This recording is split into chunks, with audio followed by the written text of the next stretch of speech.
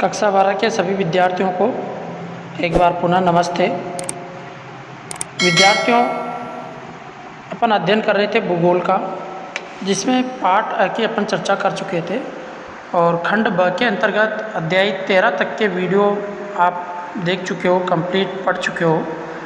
आज अपन अध्याय 14 के बारे में चर्चा करेंगे। 14 भारत जनसंख्या संरचना, बहुत ही महत्वपूर्ण टॉपिक है। भारत की जनसंख्या संरचना के बारे में अपने को समझना है। विद्यार्थियों, मैं आपको ये बता दूं कि इससे पहले भाग अ के अंतर्गत विश्व जनसंख्या संरचना के बारे में अपन अध्ययन कर चुके हैं। तो वहाँ पर भी अपन ने जनसंख्या संरचना की परिभाषा का अध्ययन किया था और यहाँ पर भी अपन जनसंख्या संरचना की परिभाषा का अध्ययन कर रहे हैं। तो देखिए विद्यार्थियों, यहाँ आपसे क्या कहा गया है, जनसंख्या संरचना किसी देश की जनसंख्या संरचना से पता चलता है कि जनसंख्या विभिन्न आयु समूह के पुरुषों और महिलाओं के बीच किस प्रकार विभाजित है। जनसंख्या संरचना को आयु लिंग या जनसंख्या पिरामिड द्वारा दर्शाते हैं। जनसंख्या संरचना जनसंख्या की सामाजिक विशेषताओं को भी प्रकट करती है। तो ये इसमें मैंने महत्वपूर्ण बिंदु के रूप में इस परिभाषा को रखा है। क्या कहा गया है कि किसी देश की जनसंख्या उसकी संरचना का पता चलाती है। पहले बात तो ये है, क्योंकि जितनी जनसंख्या वहाँ की होगी तो उसके भौतिक स्वरूप और उसका आकार उसी के अनुरूप बन जाता है। जनसंख्या विभिन्न आयु समूह पुरुषों और महिलाओं के बीच किस प्रकार विभाजित है, ये एक जनसंख्या है। जनसंख्या संरचना को आयु लिंग या जनसंख्या पिरामिड द्वारा भी प्रदर्शित करते हैं। और जनसंख्या संरचना जनसंख्या की सामाजिक विशेषताओं को प्रकट करती है। ये इसके महत्वपूर्ण बिंदु है और परिभाषा भी है। तो आपसे आधे अंक में अगर परिभाषा पूछी जाती है तो आप ये जवाब दे सकते हो। अब देखिए विद्यार्थियों, आगे अपन चलते हैं। जनसंख्या संरचना के प्रमुख घटकों के बारे में चर्चा करेंगे। तो जनसंख्या संरचना के प्रमुख घटक, जिनमें से पहला घटक है आयु संरचना। आयु के आधार पर जनसंख्या के बारे में समझेंगे। दूसरा है लिंगानुपात और तीसरा है साक्षरता। ये तीन। और चौथा है व्यावसायिक संरचना व ग्रामीण नगरीय जनसंख्या, अर्थात गाँवों में और व्यावसायिक संरचना के आधार पर, साक्षरता के आधार पर भी। तो ये चार महत्वपूर्ण इसके प्रमुख घटक है। अगर आपसे एग्जाम में पूछा जाए कि जनसंख्या संरचना के प्रमुख दो घटक लिखिए, तो आप इन चार में से दो घटक कोई से भी लिख सकते हो एक नंबर के क्वेश्चन के लिए। अब यहाँ पे आगे अपन चर्चा करें तो है अपने पास में ग्रामीण नगरीय जनसंख्या। इसके बारे में अपन सबसे पहले समझने का प्रयास करते हैं।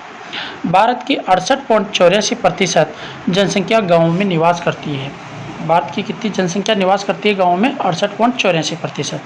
जनगणना 2011 के अनुसार भारत में गाँव की कुल संख्या 6,40,867 है। उत्तर प्रदेश में सर्वाधिक गांव हैं। प्रतिशत की दृष्टि से हिमाचल प्रदेश की 90% जनसंख्या गांवों में निवास करती है। हिमाचल प्रदेश जो राज्य है उसकी 90% जनसंख्या कहाँ निवास करती है विद्यार्थियों?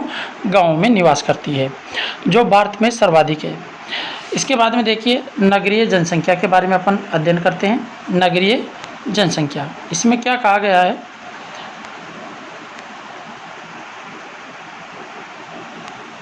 देखिए नगरीय जनसंख्या, भारत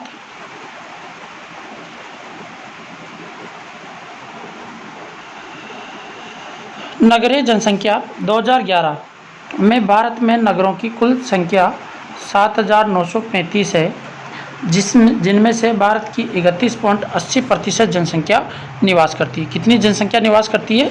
31.20%। ये जनसंख्या भारत में निवास करती है।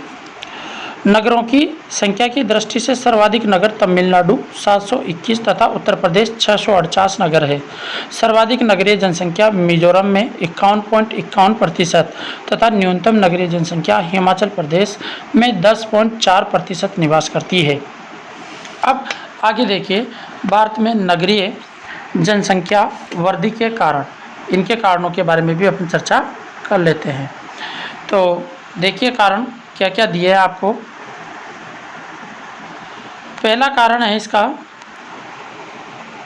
ग्रामीण क्षेत्र में रोजगार का अभाव। दूसरा है नगरों में गांव की अपेक्षा अधिक सुविधाएं, नगरीय आकर्षण, शिक्षा का प्रसार, और तीसरा है औद्योगिकरण, परिवहन एवं संचार साधनों का विकास। चौथा है कृषि कार्य अलाभकारी होना। पांचवा है लघु एवं कुटीर उद्योगों की समाप्ति। विद्यार्थियों मैं आपको ये बता दूं कि जैसे ही मेरे ये चैप्टरों का सिलसिला ख़त्म होगा उसके बाद में आपको मोस्ट इम्पोर्टेंट क्वेश्चंस और जो बोर्ड एग्जाम में आने लायक हो उन क्वेश्चनों के बारे में भी चर्चा करूंगा। तो आप हमारे चैनल पर बने रहे और चैनल को भी लाइक कीजिए और सब्सक्राइबर ज़रूर कीजिएगा। अब आगे देखिएगा, लिंगानुपात की बात करते हैं अपन। लिंगानुपात, तो लिंगानुपात के अंतर्गत अगर बात की जाए तो प्रति 1000 पुरुषों पर स्त्रियों की संख्या को लिंगानुपात कहते हैं। भारत का औसत लिंगानुपात 940 है। कितना है? 940। ध्यान रखना, एक नंबर में क्वेश्चन पूछा जाता है ना। जो विश्व के औसत लिंगानुपात 984 से बहुत कम है। लिंगानुपात का कम होना कई सामाजिक समस्याओं का कारण बनता है। भारत में लिंगानुपात कम होने के प्रमुख कारण निम्नलिखित है। कौन कौन से कारण हैं ये भी आपसे पूछे जा सकते हैं। पहला है कन्या भ्रूण हत्या तथा बालकों को प्राथमिकता देना। एक तो बालिकाओं के जन्म से पहले ही उनकी हत्या कर दें या जन्म के समय हत्या कर दें, तो कन्या भ्रूण हत्या है वो। और बालकों की प्राथमिकता देना, लड़कों को प्राथमिकता देना जन्म के लिए। नंबर 2 है स्त्रियों के प्रति घरेलू हिंसा। स्त्रियों के प्रति आए दिन घरेलू हिंसा जो होती है उसके कारण से भी लिंगानुपात कम होता है। स्त्रियों के सामाजिक आर्थिक स्तर का निम्न होना, ये भी मुख्य कारण है। बाल विवाह के कारण परसों काल में मृत्यु होना, ये भी एक महत्वपूर्ण कारण है।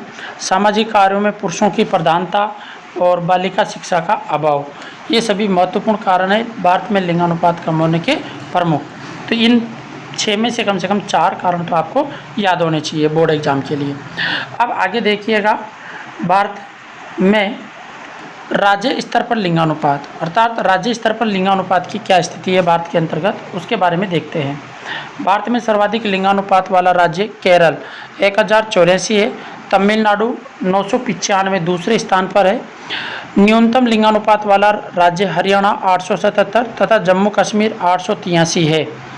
केंद्र शासित प्रदेशों में सर्वाधिक लिंगानुपात पांडिचेरी 1038, कहने का मतलब 1000 पुरुषों पे 1038 महिलाएं हैं। यहाँ पे महिलाओं की संख्या अधिक है 1000 से। और जबकि बात की जाए तो सबसे कम जम्मू कश्मीर और हरियाणा में 877, 1000 पुरुषों के लिए 877 महिलाएं। अर्थात 877 आप ऐसे समझिएगा उदाहरण के तौर पे कि लगभग 125 व्यक्ति बिना शादी के रहेंगे, क्योंकि उनको महिला नहीं मिलेगी। ये सीधी सी बात है हरियाणा की। तो ऐसी कंडीशन यहाँ पे बन जाती है। दमन व दीव का 618 है। अब देखो 1000 पे 618 है, तो कहने का मतलब लगभग 400 व्यक्ति बिना शादी के ही जीवन यापन करेंगे। 2011 के दशक में सर्वाधिक लिंगानुपात में गिरावट दमन और दीव में 92 दर्ज की गई, जबकि एक दशक में सर्वाधिक वृद्धि मिजोरम व सबसे कम वृद्धि उत्तराखंड में हुई। तो ये आपके पास में भारत के राज्य स्तर पर लिंगानुपात की अपन ने चर्चा की। जो महत्वपूर्ण बिंदुओं को मैंने इसमें समेट के रखा। अब आगे देखिए विद्यार्थियों, आयु संरचना के बारे में अपन डिस्कस करते हैं। तो आयु संरचना, जनसंख्या को विभिन्न आयु वर्गों के अनुसार अलग अलग समूहों में विभाजित करना आयु संरचना कहलाता है। आयु संरचना के आधार पर यह ज्ञात किया जा सकता है कि विभिन्न आयु वर्गों के लोगों का कितना प्रतिशत आयु वर्ग की दृष्टि से जनसंख्या को 3 प्रमुख वर्गों में विभाजित किया जा सकता है। अब 3 प्रमुख वर्ग कौन कौन से हैं? पहला है किशोर, जो 15 वर्ष से कम है 29.5%, जो आश्रित जनसंख्या है। नंबर 2 है प्रौढ़, 15 से 59 वर्ष 62.5%, जो कार्यशील जनसंख्या है भारत की। और वर्ध है 60 वर्ष से अधिक, जो 8% आश्रित जनसंख्या है, जो दूसरों के ऊपर आश्रित रहती है।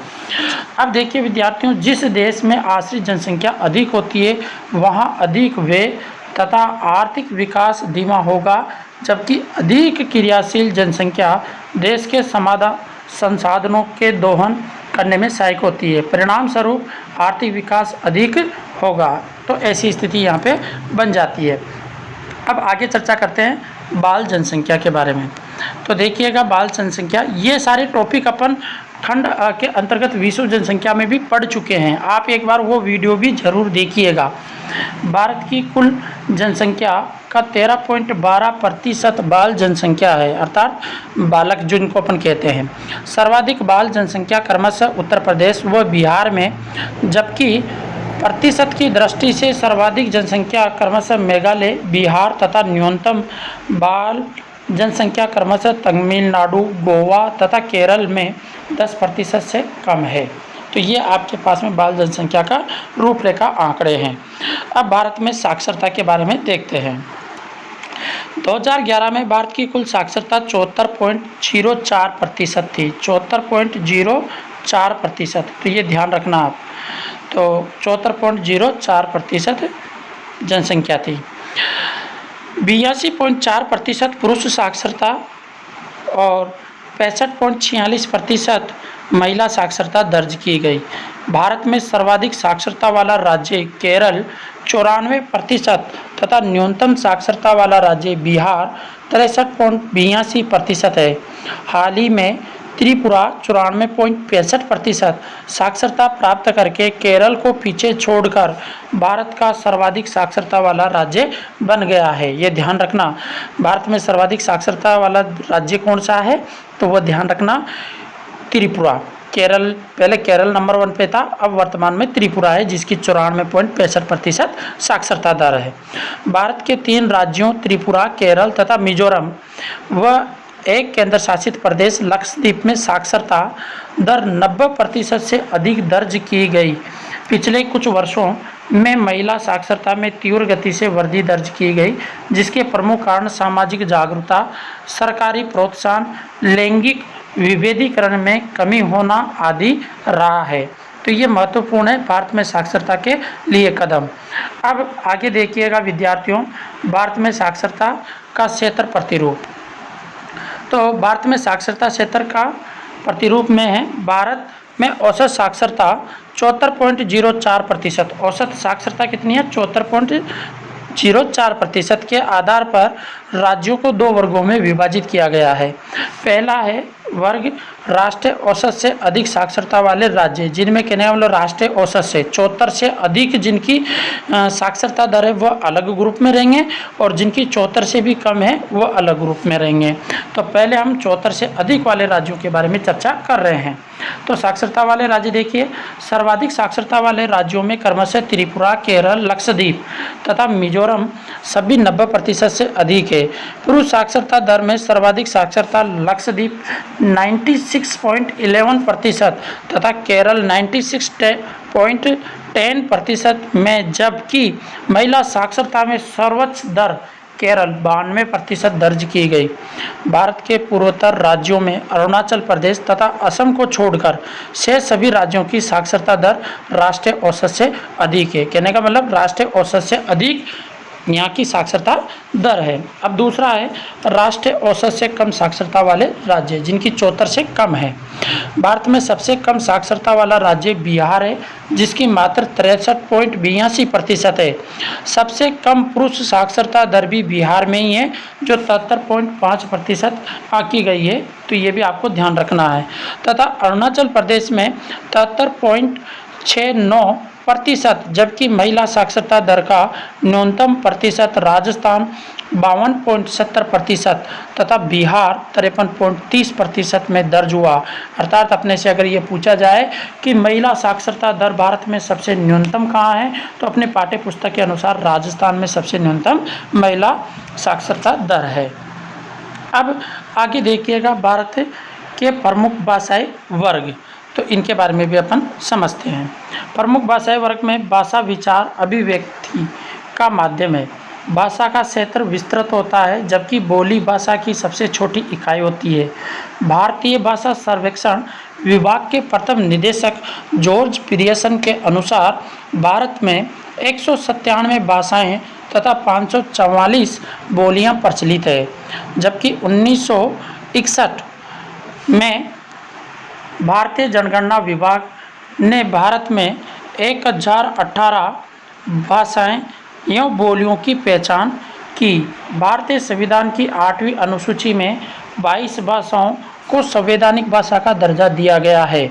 तो आप ये भी ध्यान रखिएगा कि भारतीय संविधान की 8वीं अनुसूची के अनुसार कितनी भाषाओं को संवैधानिक दर्जा प्राप्त है। तो संवैधानिक दर्जा प्राप्त है आपको विद्यार्थियों 22 भाषाओं को।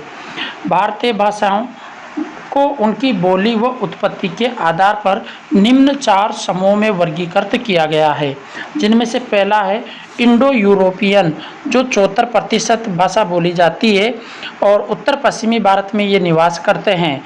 दूसरी भाषा है द्रविडियन, जो 24% लोग भारत के बोलते हैं और जो दक्षिणी भारत की मुख्य भाषा है।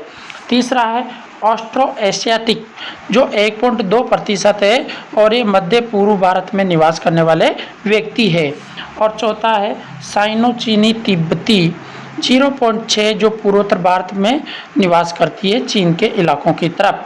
तो ये जनसंख्या की स्थिति थी। भाषाओं के आधार पर सर्वाधिक मात्रा में इंडो यूरोपियन भाषा बोली जाती है भारत के अंतर्गत, ये अपनी पाठ्य पुस्तक के अनुसार। अब आगे देखिएगा, इस प्रकार स्पष्ट है कि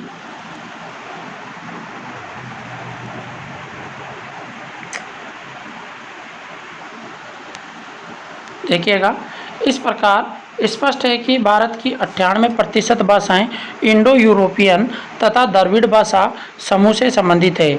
हिंदी भारत की सबसे प्रमुख भाषा है, जो 40% लोगों द्वारा बोली जाती है। कितने प्रतिशत लोगों द्वारा?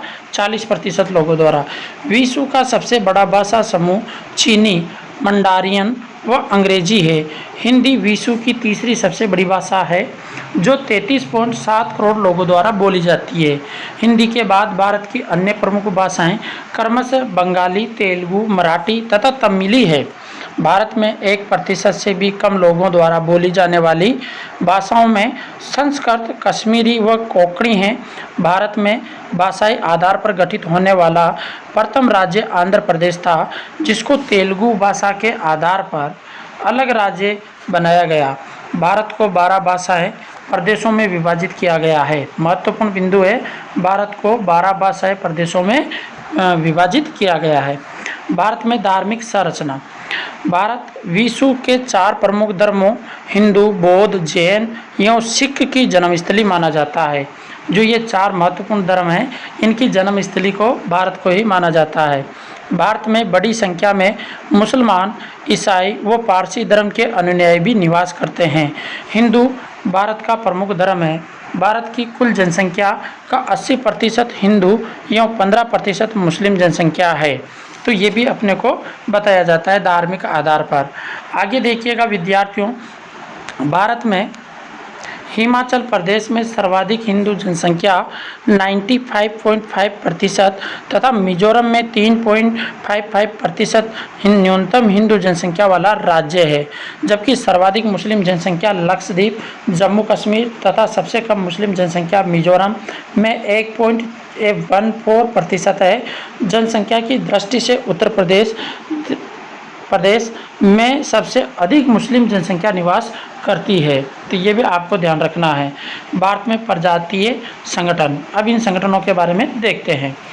प्रजातीय व्यक्तियों का एक ऐसा समूह है जिनमें एक से शारीरिक लक्षणों का संयोग निश्चित रूप से पाया जाता है, जिसे आनुवंशिक शारीरिक लक्षणों के आधार पर पहचाना जा सकता है। प्रजाति कहलाती है। मानव के मूल पूर्वजों का उद्गम क्षेत्र भारत के शिवालिका का दक्षिणी प्रदेश रहा है। 1901 की जनगणना के समय हर्बर्ट रिजले ने सर्वप्रथम भारतीय जनसंख्या में प्रजातियों का विवरण प्रस्तुत किया तथा भारत को 7 प्रमुख जनजाति समूहों में विभाजित किया। रिजले का यह वर्गीकरण ऐतिहासिक दृष्टि से महत्वपूर्ण है, जबकि वर्तमान में इसकी मान्यता समाप्त हो गई है। तो ये भी एक महत्वपूर्ण बिंदु था। आगे देखिएगा 1931 की जनगणना, जो 1931 में जनगणना हुई थी उसके बारे में बताया जा रहा है। 1931 की जनगणना रिपोर्ट के आधार पर डॉक्टर BS बिरजाशंकर गुहा का भारतीय प्रजाति वर्गीकरण सबसे प्रमुख एवं सर्वमान्य है। गुहा ने शारीरिक लक्षणों के आधार पर अपनी पुस्तक racial elements in the population 1944 में भारतीय प्रजातियों को 6 प्रमुख समूहों में विभाजित किया, जिसका संक्षिप्त विवरण निम्नलिखित है। अब वो 6 प्रजातियां कौन कौन सी है जिनका संक्षिप्त में अब आप देखिएगा। पहला है निग्रोटो।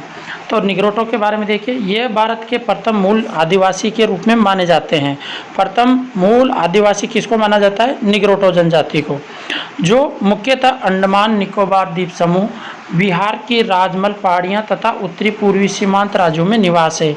इनका सिर छोटा होता है, ललाट उभरा हुआ है, बाल ऊन जैसे सुंदर, रंग काला होता है। आगामी नागा, मणिपुर तथा झारखंड के बड़गिस जनजाति इस प्रकार की प्रमुख विशेषता रखती है।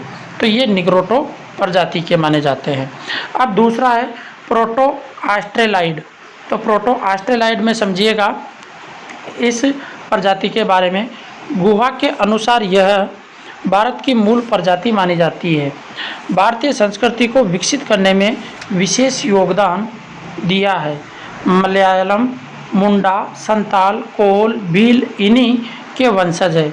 वर्तमान में इनकी उपस्थिति मध्य व दक्षिणी भारत के पहाड़ी वनों में ही मिलती है। इनका कद छोटा, बाल घुंघराले व रंग भूरा होता है।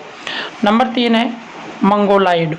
इनका आगमन चीन व मंगोलिया से माना जाता है, अर्थात ये अपने देश के नहीं है, ये बाहर से आए थे मंगोलाइड जो जनजातियां हैं।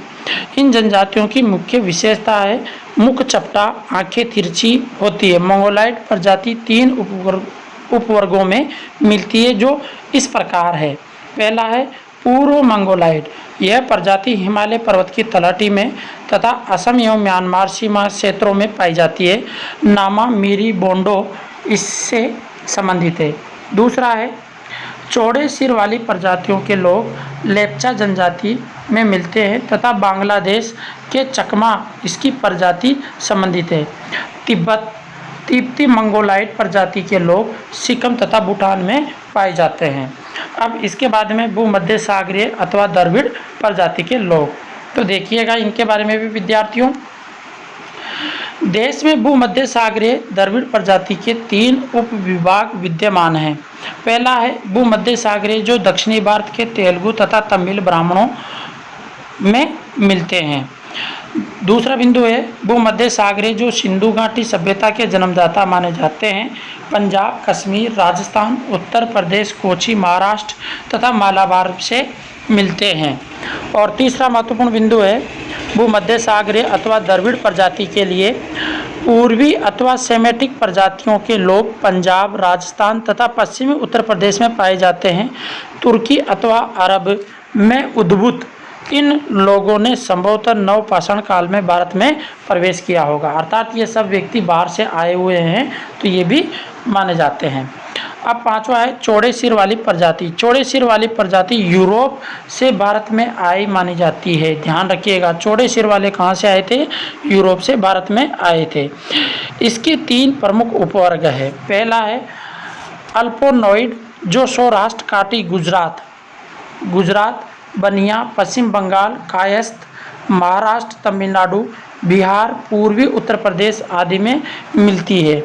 दूसरा है डिनारिक जो भूमध्य सागरीय प्रजाति के साथ में मिली हुई पाई जाती है। तीसरा महत्वपूर्ण बिंदु है जो भी देखिएगा आप, जिसमें अपने से कहा गया है आर्मेनाइड जिसके प्रतिनिधित्व है मुंबई के पारसी लोग, पश्चिम बंगाल के कायस्थ तथा श्रीलंका के वेदा प्रजाति भी इनमें संबंधित मानी जाती है। छठा है नार्डिक अथवा इंडो आयरन प्रजाति।